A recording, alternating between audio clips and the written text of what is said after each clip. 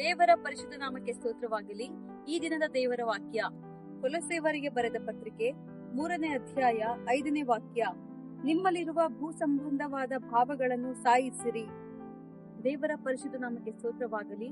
ನಮ್ಮಲ್ಲಿರುವಂತಹ ಭೂ ಸಂಬಂಧವಾದ ವಿಷಯಗಳು ಅಂದರೆ ಜಾರತ್ವ, ಬಂಡುತನ, ಕಾಮಾಭಿಲಾಷೆ, ದುರಾಶೆ, ಈ ತರಹದಂತ ಎಲ್ಲಾ ಕೆಟ್ಟ ಕಾರ್ಯಗಳನ್ನು ನಾವು ಸಾಯಿಸಬೇಕು. ಇಲ್ಲಿ ಸಾಯಿಸಿರಿ ಎಂಬುದಾಗಿ ಹೇಳಿರುವ ಕಾರಣ ಅದು ಮತ್ತೆ ನಮ್ಮ ಜೀವಿತದಲ್ಲಿ ಬಂದು ಎರಗಬಾರದು.